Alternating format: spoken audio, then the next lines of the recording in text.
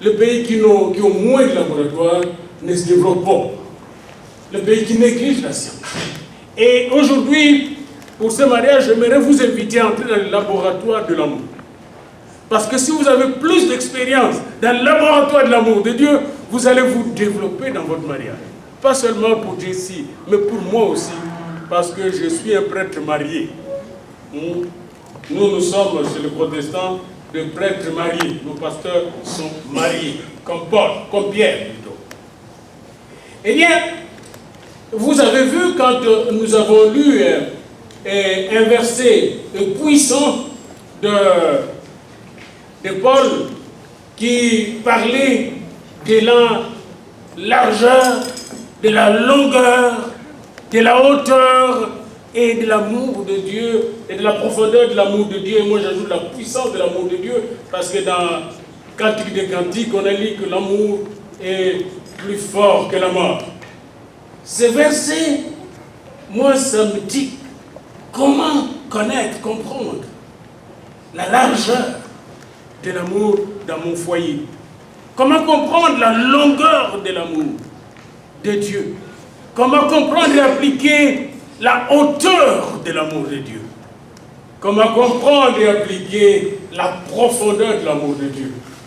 Et comment comprendre et appliquer la puissance de l'amour de Dieu. Voilà les choses que nous voulons examiner rapidement ensemble ici. D'abord, la largeur de l'amour de Dieu.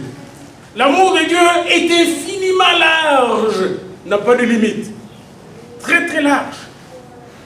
L'amour de Dieu couvre toute l'humanité. Jean 3,16, car Dieu a tant aimé le monde. L'amour de Dieu n'est pas limité. Au-delà de nos religions, l'amour de Dieu touche le monde. Voyez-vous, les pharisiens et les juifs en général, jusqu'à présent d'ailleurs, si vous n'êtes pas juif, je ne sais pas si leur amour va vous toucher. En tout cas, dans la Bible, on voit clairement que Pierre, qui était allé prêcher chez Corneille dans Acte 10, les avait vraiment irrités. Il n'était pas du tout content de l'avoir vu prêcher chez des Romains. L'amour était limité entre les Juifs.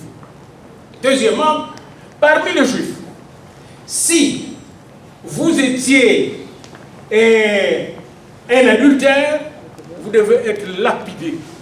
Il n'y avait pas de pardon. Donc l'amour des Juifs ne s'étendait pas aux adultères. Une femme adultère, on lapidait. Mais quand Jésus est venu avec l'amour de Dieu, comme nous le voyons dans Jean 8, il a étendu l'amour de Dieu jusqu'à chez la femme adultère. Il a couvert la femme adultère. Il a défié les gens qui allaient les lapider. Il a dit, celui qui parmi vous est sans péché et qui l'accuse ici, et dont sa conscience ne l'accuse pas, qui prenne le premier la pierre et lapide cette femme. Et vous savez ce qui est arrivé, tout le monde a fui. Et beaucoup de théologiens disent que, comme Jésus, c'était la première et la dernière fois qu'il a écrit sur le sol, peut-être qu'un écrivain, il a commencé à écrire le péché de chacun. Le premier, le plus vieux, qui était là avec la barbe, avec sa soutane, on a décrit ses péchés. Et peut-être qu'il était sorti avec cette femme déjà une fois. Et alors, tout le monde est parti après avoir lu ses péchés. L'amour de Dieu atteint le pécheur et sauve le pécheur. Regardez ce que Jésus fit pour cette femme. Il lui a dit, mais on ne t'a pas condamné, femme? Non. Moi non plus, je ne te condamne pas, mais va et ne pêche. L'amour de Dieu nous sauve même du péché, nous ôte le péché. Voici l'agneau de Dieu qui ôte le péché du monde. Il est large, tellement large, qu'il peut aller chercher une pécheresse ou un pécheur invétéré et le ramener à la lumière de Dieu, le laver par son sang précieux et faire de cette personne une nouvelle créature. L'amour des Juifs s'est limité aux gens en bonne santé. Le lépreux, on ne le touchait pas. Le lépreux, c'est comme le rejeter. Eh bien, Jésus, quand il vint sur cette terre, on le voit dans l'évangile de Marc comme les autres évangiles, il touchait les lépreux et les guérissait. L'amour de Dieu s'étend même aux rejetés. N'est-ce pas? Dans notre société, parfois nous avons des langages de rejet. Non seulement racial, mais parfois de rejet de classe. Vous connaissez cela, il y a des gens, il n'est pas de ma classe, il n'est pas de mon niveau. Mais l'amour de Dieu atteint tous les niveaux. Alléluia. Et j'ai aimé et la façon dont ils se rencontrent. Cette femme-là que vous voyez, c'est une intellectuelle, hein? Une tête. Mais elle n'a pas regardé l'autre. L'autre, c'est beaucoup plus Emmanuel. Mais l'amour de Dieu, c'est ça. Les deux se sont rencontrés il y a 12 ans à Montréal et ont commencé à faire chemin ensemble. Et les voici aujourd'hui s'unir devant le Seigneur. L'amour de Juif n'allait pas toucher le publicain. Le publicain, c'est des gens qui étaient des Juifs, mais ces Juifs-là étaient tellement corrompus parce qu'eux, ils prennent la taxe, la TVA et tout ça, puis ils le mangeaient eux-mêmes. Hein? Alors là, ils étaient exclus de la société juive comme telle. Et un de ces grands spécialistes en TVA était Zachée, comme nous lisons dans Luc 19. Zachée était corrompu. Zachée ne fréquentait pas l'establishment des Juifs. Les religieux, les pharisiens, les sadducéens, etc. l'avaient rejeté. Mais un jour, il a appris l'amour de Dieu, que l'amour de Dieu est arrivé à Jéricho. Et c'était Jésus, l'amour incarné de Dieu. Et quand Zachée a appris cela, il a voulu approcher Jésus, mais Zachée avait un obstacle. En plus du fait qu'il était rejeté par la société et qu'il devait aller en catimini, en cachette, il avait une courte taille. Mais l'amour de Dieu, même si tu as une taille très courte, il va vous toucher et vous donner de la taille. Zachée a regardé un arbre, puis il est monté sur l'arbre, il a augmenté sa taille. Et la chose ne s'arrête pas là, bien-aimé. Pendant qu'il était sur l'arbre, l'amour de Dieu le vit. Jésus le regarda et lui dit descendre de cet arbre. Et je pense que c'est ce qui est arrivé quand Jessie a vu notre frère sur son arbre perché à Montréal. Et il descendait, monsieur, et venait à Orléans. Et nous voici à Orléans, non pas sur un arbre, mais dans une belle maison qu'elle avait déjà préparée pour accueillir l'autre. Amen. C'est ça l'amour, bien-aimé, qui touche Zachée, le fait descendre de son arbre. Et Jésus a dit, je veux dîner avec toi aujourd'hui. Et quand Jésus est arrivé chez Zachée, tout le publicain était là. Et les juifs pieux, les religieux. Faites attention aux religions. Je ne vous prêche pas de religion ici. Faites attention aux religions, même la protestante, Jéhovah ou catholique. Les religions sont dangereuses parce qu'elles font de nous des gens bloqués, les gens narrow-minded, qui ne voient que sa propre petite religion. Ta religion n'est pas le ciel. Le ciel est plus grand que ta religion. Le royaume de Dieu est plus grand que ma religion. Mon Dieu est plus grand que ma religion. Il touche le monde entier. Car Dieu a tant aimé le monde. On va dire, car Dieu a tant aimé les Jéhovah, car Dieu a tant aimé les baptistes, car Dieu a tant aimé les pentecôtistes, car Dieu a tant aimé le monde. Et c'est comme ça que Dieu est allé toucher ces gars-là. Et finalement, ce gars-là, c'était Jésus. Et il fut baptisé par moi, ce gars-là. Il est maintenant un enfant de Dieu. Grâce à Jessie qui a fait comme Jésus à Jéricho, il a fait descendre de son arbre pour le faire entrer dans une maison. Alléluia. Bien-aimé, l'amour de Dieu n'est pas seulement un amour qui a une largeur infinie, mais j'aimerais aussi vous dire une chose. La longueur de l'amour de Dieu est illimitée. Vous savez, quand on parle de longueur, je n'ai pas le temps d'approfondir cela ici. La longueur veut dire la durée en temps. La longueur veut aussi dire la distance. Eh bien, je vais vous dire que Jésus a parcouru la longue distance du ciel vers nous pour venir nous chercher. Il a parcouru la distance, car Dieu a tant aimé le monde qu'il a donné son Fils unique. Et cette distance, quand vous lisez l'évangile de l'incarnation dans Luc, vous allez voir qu'elle n'était pas facile à faire. Et arrivé dans ce monde, vous savez ce que Jésus a rencontré. Et en plus de cela, l'amour de Dieu n'est pas limité dans le temps. Dans Jérémie 31:3, il est dit, je t'aime d'un amour éternel. Dieu nous aime d'un amour éternel. Et quand nous nous marions, il veut que nous puissions nous aimer de cet amour agapé qui est éternel. Non pas de l'amour érotique tout simplement, parce qu'à un certain moment, on vieillit, il n'y a presque plus d'éros là, mais l'amour doit demeurer. L'amour demeure au-delà de l'éros, de ce qui est physique. L'amour de Dieu est très long. Cet amour a un bras très long. Et c'est pourquoi Eric, avec son bras très très long, ne s'est pas enfermé dans sa coquille haïtienne ou américaine. Il a élargi son bras et il est venu chercher et accepter Jessie comme partenaire. Alléluia. L'amour de Dieu bien-aimé a aussi de la profondeur. Et vous connaissez ici la profondeur de l'amour de Dieu, c'est Dieu lui-même. La Bible nous dit dans 1 Jean, Dieu est amour. Vous voyez, quand on dit Dieu est amour, n'oubliez pas que Dieu est infini. Dieu n'a ni commencement ni fin. Il n'est pas soumis au temps ni à l'espace. Il est ici, vous ne le voyez pas, mais lui vous voit. Il vous embrasse, il vous aime.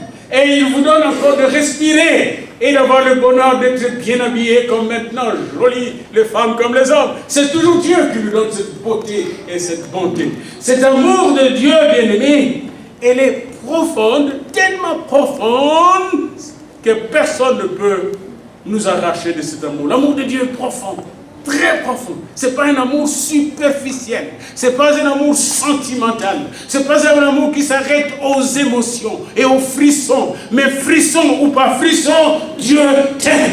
Et si nous nous aimons comme ça dans le ménage, dans le foyer, frisson ou pas frisson, nous connaissons, nous aimer, eh bien Dieu viendra nous transformer, nous bénir de gloire en gloire. Alléluia. L'amour de Dieu bien-aimé a de la hauteur. Et ici, j'aimerais vous renvoyer à l'épître aux Éphésiens que nous a dit, la hauteur de l'amour de Dieu, c'est le ciel même. C'est de la hauteur, bien-aimé. Savez-vous, bien-aimé, Dieu, quand il vous prend, et dans la Bible, il dit qu'il nous a pris avec lui en Christ, n'est-ce pas? Il nous a, n'est-ce pas, laissé mourir en Christ, puis être enseveli en Christ, puis ressuscité avec Christ, pour ceux qui ont accepté Jésus, et il les a fait asseoir dans le lieu céleste. Et là, ils sont dans la gloire. Leur âme est dans la gloire.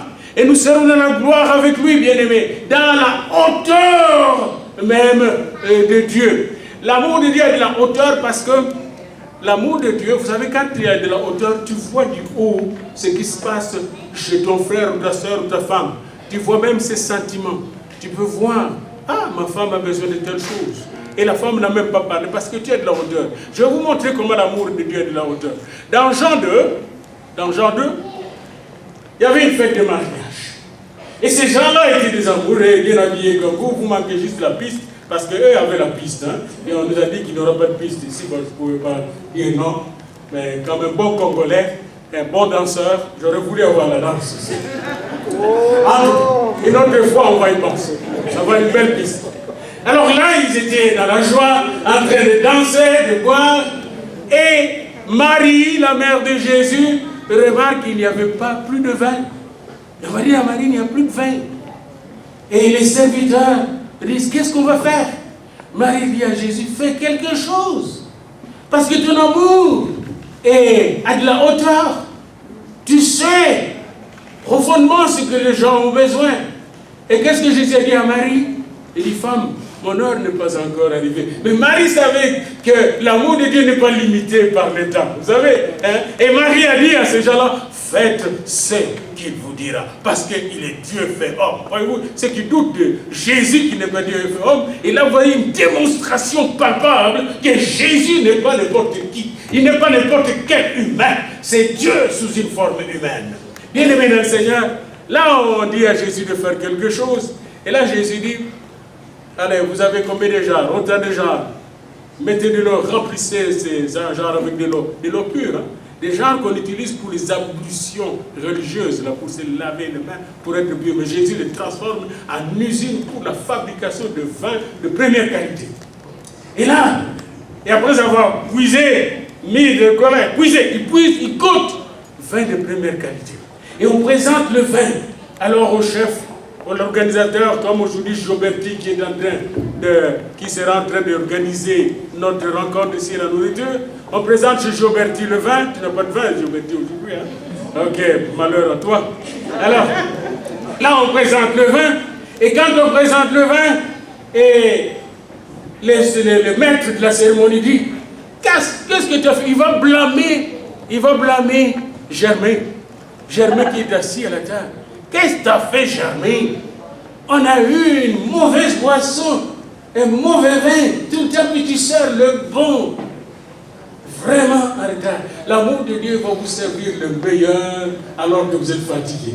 Le meilleur alors que vous n'avez plus rien. Le meilleur pour vous surprendre. Amen. L'amour de Dieu est à la hauteur. Parce que l'amour de Dieu regarde juste. Qu'est-ce qui te manque dans ton foyer? Qu'est-ce qui te manque dans ta maison? Et il va vous le donner. Et enfin, bien-aimé dans le Seigneur, l'amour de Dieu est puissant. L'amour de Dieu est puissant. Savez-vous que grâce à son amour, même le monde a changé. Avant que Jésus n'arrive, savez-vous ça? Il n'y avait pas de lumière. Hein? Il n'y avait même pas d'électricité. Avant l'arrivée de Jésus sur la terre avait plusieurs siècles vécu dans le ténèbres. Il n'y avait pas de véhicules, il n'y avait pas de bateau. Les gens ne réfléchissaient. C'est après l'arrivée de Jésus que la petite lumière nous a été donnée. On avait toutes ces capacités-là, mais on était comme dans la noirceur. Et les pauvres savants athées ne savent même pas ce qui se passe, comme un peu le savant qui est parti là, qui était athée là. Et Dieu n'existait pas. Si tu savais le mystère de Dieu. L'amour de Dieu, depuis que Jésus est venu dans le monde, bien-aimé, la puissance de l'amour de Dieu a tellement envahi l'intelligence humaine que l'homme a fait des choses qu'il n'a jamais fait pendant autant de siècles. Tous les véhicules, les avions, jusqu'aux ordinateurs. Et maintenant que nous parlons ici, je suis capable de parler avec mon village. Pendant que je prêche ici, je peux mettre dans le Facebook et directement on va me streamer dans mon village. Ça, c'est l'intelligence que Dieu a donnée aux hommes et c'est prophétisé par Daniel plusieurs siècles avant que ça n'arrive. Et par le livre de l'Apocalypse aussi, que dans les derniers temps, Dieu va donner de l'intelligence, de la connaissance aux hommes pour se préparer à aller à la rencontre du Seigneur. Pour comprendre les Écritures. L'amour de Dieu est puissant. L'amour de Dieu, bien-aimé, nous a sauvés de la mort. Et l'amour de Dieu peut sauver votre mariage. Maintenant, comment concrètement vivre cet amour? Il n'y a que Romains 5 qui donne cette réponse. L'amour de Dieu ne peut être dans votre foyer. Et c'est ça ma conclusion. L'amour de Dieu qui est si large qu'on ne peut le contourner. Si long qu'on ne peut, bien-aimé, l'explorer. Si haut qu'on ne peut le surmonter. Si profond qu'on ne peut le sonder. Cet amour de Dieu bien-aimé, qui est si puissant, pour l'avoir, il faut que Jésus entre dans ton foyer et dans ton cœur. Parce que c'est Jésus qui répand l'amour de Dieu par l'Esprit. Romains 5,5. Il répand l'amour. L'amour dont je vous parle n'est pas une fabrication humaine. Je connais un prédicateur, je ne veux pas vous citer son nom ici, il prêchait la motivation. Vous voulez réussir, il faut être positif. Positiver. Puis il a amené les gens à positiver. Pas à recevoir Jésus, pas à recevoir le Saint-Esprit, n'est-ce pas? Pas que rien ne veut pas, mais à positiver. Puis lui-même à positiver. Il arrive à la vieillesse, il attrape l'Alzheimer. Avec l'Alzheimer, c'est difficile de positiver. Hein? C'est vraiment difficile. Et après, toute la famille se divise. Toute la famille de ce pasteur se divise. Pas d'amour. Parce que là où il n'y a pas Jésus, il est impossible de fabriquer et d'avoir l'amour. Parce que personne ne vous trompe. Si vous êtes marié et que vous n'avez pas Jésus dans votre vie, c'est difficile de vous aimer et de vous pardonner 77 fois x 7. C'est Jésus seul qui nous donne un cœur nouveau et un esprit nouveau, bien-aimé. C'est lui seul qui peut faire que nous puissions nous aimer. Que le mari puisse aimer sa femme comme Christ aime l'Église. Et que la femme puisse aimer et respecter son mari exactement comme Dieu aimerait aussi son mari. Alors la question que je me suis posée avant de marier Marie-Jesse et Eric, je peux encore vous le reposer. Est-ce que mes chers amis, Jésus est dans votre vie? Voilà pourquoi je les baptise, je le marie ensemble avec mes collègues pasteurs. Est-ce que le Saint-Esprit vous a touché et est dans votre cœur? Voilà. Et c'est ce Saint-Esprit, quand vous aurez des petits problèmes, hein, et je sais que vous êtes adulte, mais le problème, maman, aussi longtemps qu'on est sur la terre, ça ne manque pas. Quand vous aurez des petits problèmes, appelez-le Saint-Esprit. Appelez Jésus. Moi, c'est mon secret, n'est-ce pas? C'est mon secret depuis 1977 que je suis marié avec la même femme. Et mon secret, c'est Jésus. Amen. Amen. C'est Jésus. Quand je suis fâché contre ma femme, Jésus me dit, homme, Marie, aime ta femme comme Jésus aime Amen. Mon secret, c'est Jésus. Alléluia. Amen. Alors vous qui êtes mariés, qui êtes ici, quel est votre secret? Savez-vous que vous aussi vous mariez encore aujourd'hui et renouvelez vos vœux aujourd'hui pendant que nous consacrons le mariage de notre sœur. Alors retenez ceci pour conclure. L'amour de Dieu est large, large à l'infini. L'amour de Dieu est très long, long à l'infini. L'amour de Dieu est très haut, jusqu'au trône de Dieu, que nous retrouvons dans Apocalypse 1:4. L'amour de Dieu est profond comme le cœur de Dieu. Sa profondeur est illimitée. Et l'amour de Dieu, c'est la puissance. Cette puissance va vous donner dans votre maison de chasser les démons, d'écraser la malédiction et d'amener les enfants et les petits-enfants à la bénédiction qui vient du ciel au nom de Jésus-Christ. Et le peuple dit Amen. Alléluia. Amen. On va chanter un peu notre premier chant et après nous allons célébrer le vœu. Alors, Papa Patrick, si vous pouvez chanter. Je prends le troisième strophe. Le troisième? Le troisième, on n'a pas chanté. On prend le troisième. Voilà. Deuxième, ça c'est deuxième. Continuez. Voilà. Et pendant ce moment-ci, on se prépare pour le vœu.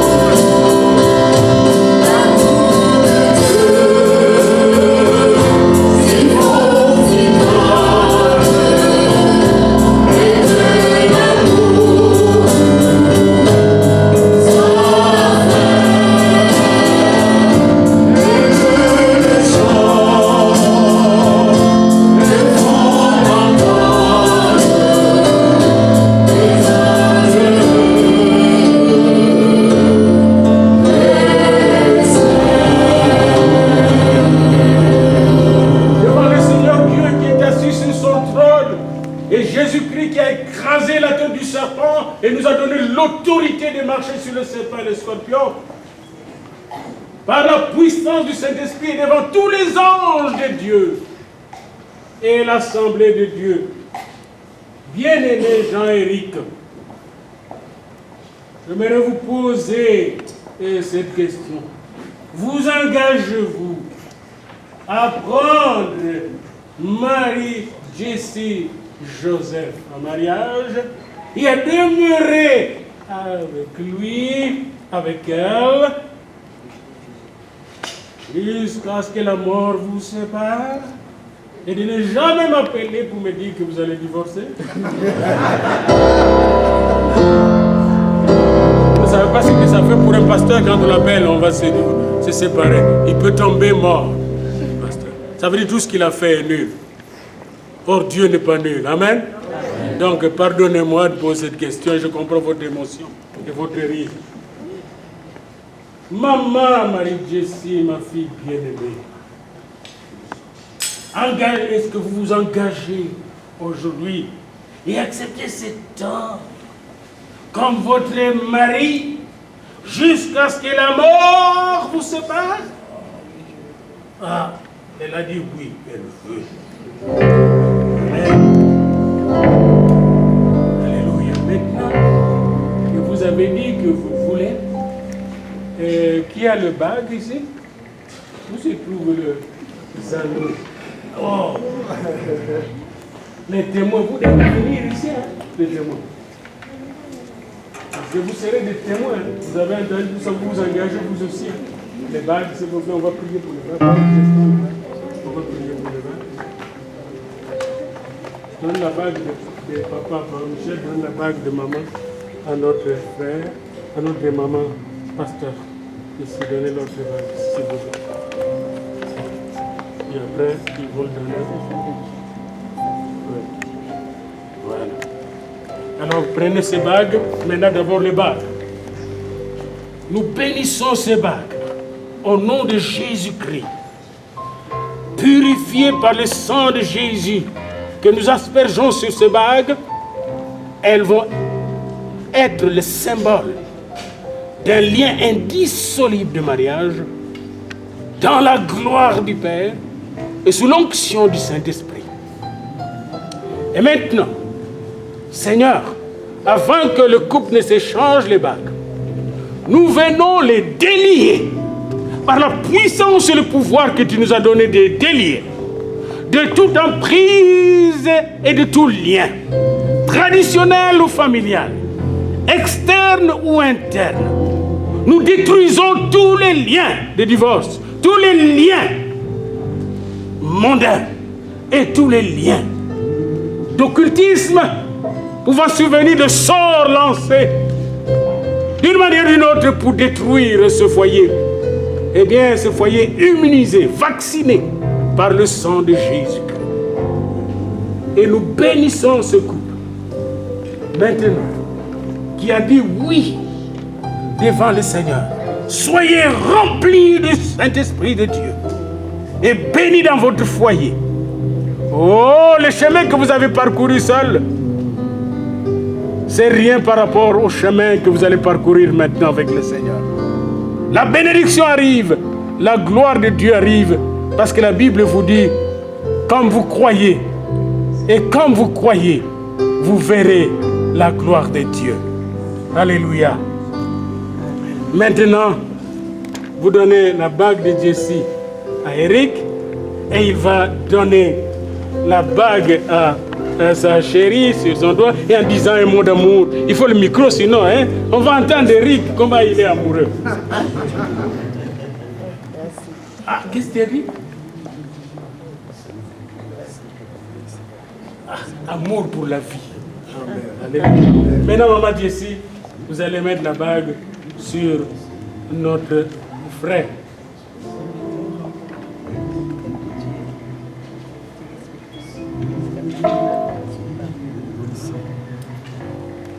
Maintenant, que l'Éternel, notre Père Céleste, vous accorde sa joie et sa bénédiction dans votre foyer. Par Jésus-Christ le Seigneur.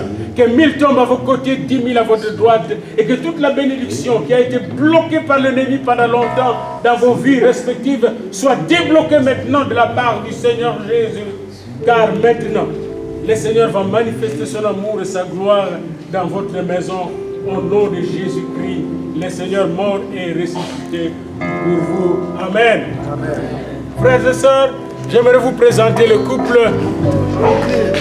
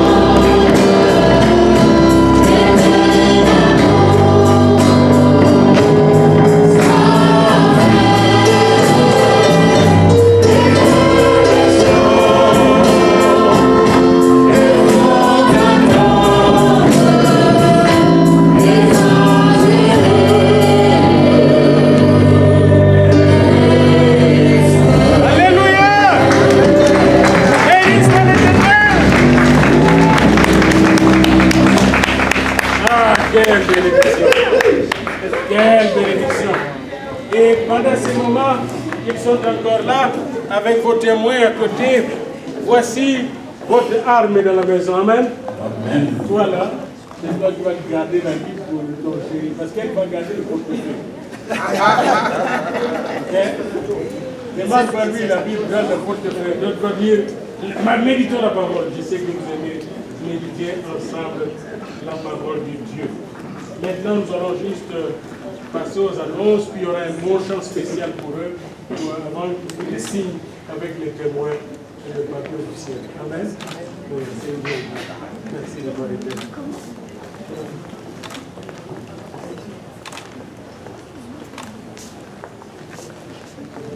Asseyez-vous, s'il vous plaît.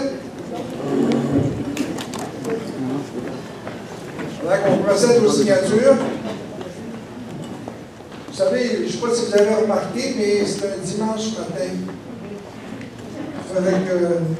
Ce qu'on a fait ce matin, c'est que Eric et Marie-Jessie ont joint leurs forces avec leur église locale pour faire un culte ce matin. Donc pour nous, ici c'est notre église. Puis j'ai juste quelques petites annonces à faire. La première, c'est la semaine prochaine, on va partager la Sainte Seine ensemble. Alors je vous invite cette semaine à préparer vos cœurs pour être prêts pour partager cette scène-là. Deuxièmement, à compter de la semaine prochaine, le programme pour les enfants est terminé. On va simplement avoir la grande salle ici la semaine prochaine. On n'aura plus de salon Richelieu en avant, faire quelques économies pour l'été. Et à la fin du travail, les activités vont reprendre avec l'école du dimanche pour les plus petits, de même qu'avec nos adolescents pour leur étude biblique avec notre leader de louange. Troisièmement, je sais que c'est la fête des papas aujourd'hui. Mais j'en parlerai pas trop parce que où est Gilberti?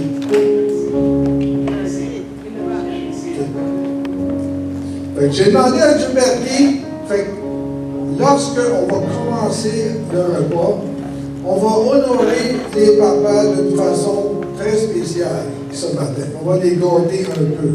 Avant les mamans et avant les enfants.